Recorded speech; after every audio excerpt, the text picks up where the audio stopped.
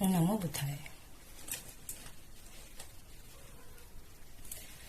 भगवान बुद्ध ने जिन प्रयोगों को किया, पश्चातवर्ती जीवन में उन्हीं का उपदेश किया।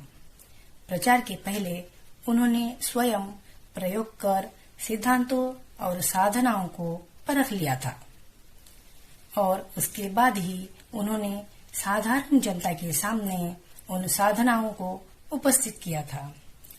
तभी तो वे तथागत कहलाए। भगवान बुद्ध की समस्त देशनाओं का मूल उद्देश्य मनुष्य के मन यानी चित्त का विश्लेषण कर उसे अंधविश्वासों और आडंबरों से दूर कर सत्य के मार्ग पर, नैतिकता एवं सदाचरण के मार्ग पर, सद्धम्म के मार्ग पर लगाना। निरंतर विचलित रहने वाले चंचल चित्त को संभाल कर रखना कठिन है। दमन किया हुआ चित्त सुखदायक होता है। न माता पिता या अन्य कोई लोग व्यक्ति की उतनी भलाई नहीं कर सकते जितनी भलाई सम्यक मार्ग पर लगा हुआ उसका चित्त करता है। धम्मपद की अनेक गाथाओं में तथागत ने संसार के सभी जीवों को भय मुक्त जीवन जीने के अधिकार पर जोर दिया है। सभी मनुष्य प्राणी दंड प्रहार से डरते हैं, सभी मृत्यु से भयभीत होते हैं, सभी को अपना जीवन प्रिय होता है। इसीलिए सभी प्राणियों को अपने जैसा जानकर किसी को कष्ट ना पहुंचाए, किसी को प्रताड़ित ना करे। मनुष्य के स्वावलंबी होने पर बुद्ध ने बड़ा महत्व दिया है। बुद्ध ने कहा है, अत्ता ही अत्तनो नाथो। मनुष्य आप ही अपना स्वामी है। मनुष्य अपने द्वारा ही किए गए पाप से अपने आप को मलिन करता है, अपने द्वारा ना किए गए पाप से स्वयं को शुद्ध रहता है। शुद्धि और अशुद्धि दोनों ही प्रत्येक मनुष्य पर निर्भर है। कोई अन्य व्यक्ति किसी दूसरे व्यक्ति को शुद्ध नहीं कर सकता। दूसरे लोगों को जीतने की बजाय अपने आप को जीत लेना ही श्रेष्ठ होता है।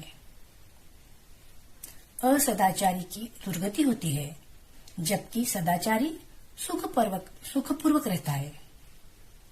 इंद्रियों में सुसंयम या असंयम होने की बात समझना अत्यंत आवश्यक है। उसके लिए हमें इंद्रियों के आलंबनों, बाहरी आयतनों, सदायतनों को, उनके कार्यों को जान लेना अत्यावश्यक है। इसलिए हम सबसे पहले 6 इंद्रिया, उनके आलंबन और इंद्रियों के कार्य को जानेंगे। 6 इंद्रिया यानी 6 आध्यात्मिक स्कंध, सदायतन। चक्षु यानी आंख, दृश्येंद्रिय, इसे दृश्येंद्रिय कहा जाता है। इसका बाहरी स्कंध सदायतन होता है रूप, दृश्य, और इस इंद्रिय का कार्य होता है देखना। श्रोत, कर्ण यानी कान, श्रोतेंद्रिय, इसे श्रोतेंद्रिय कहा जाता है। इसके आलंबन होते हैं शब्द, ध्वनि यानी बाह्य स्कंध, सदायतन, शब्द और ध्वनि। इस इंद्रियों का कार्य होता है सुनना, शब्दों को, ध्वनि को सुनना। तीसरा इंद्रिय होता है घ्राण यानी नासिका, इसे घ्राणेन्द्रिय कहा जाता है। इसका बाहरी स्कंध आलंबन होता है गंध यानी सूंघना। चौथा इंद्रिय जिह्वा, जीभ, इसे स्वादेंद्रिय कहा जाता है। इसका आलंबन होता है रस, और इस इंद्रिय का कार्य होता है स्वाद को चखना। त्वचा यानी काया, इसे स्पर्शेंद्रिय कहा जाता है, और इसका बाह्य स्कंध होता है स्पर्श। इस इंद्रिय का कार्य होता है महसूस करना, जानना। छठा इंद्रिय है मन यानी मस्तिष्क, चित्त, धर्मेंद्रिय कहा जाता है। इसका बाह्य स्कंध है धर्म, वेदना, संज्ञा, संस्कार। और इस इंद्रिय का कार्य होता है अनुभूत करना, परीक्षण करना और विश्लेषण करना।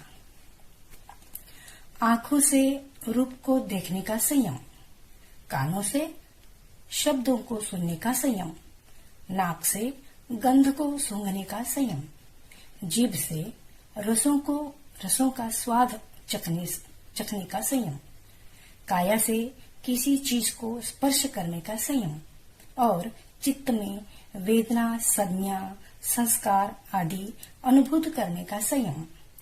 इन सब का अर्थ है 6 इंद्रियों के कार्य को करते हुए मनुष्य के मन में राग, द्वेष, मोह, काम और मान जैसी दुर्वृत्तियां उपस्थित ना हो सके।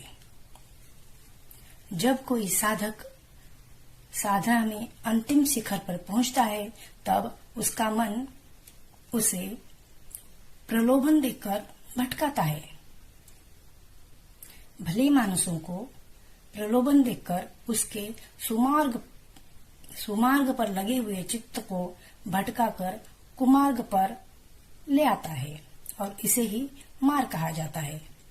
साधना यानी हर व्यक्ति की साधना होती है।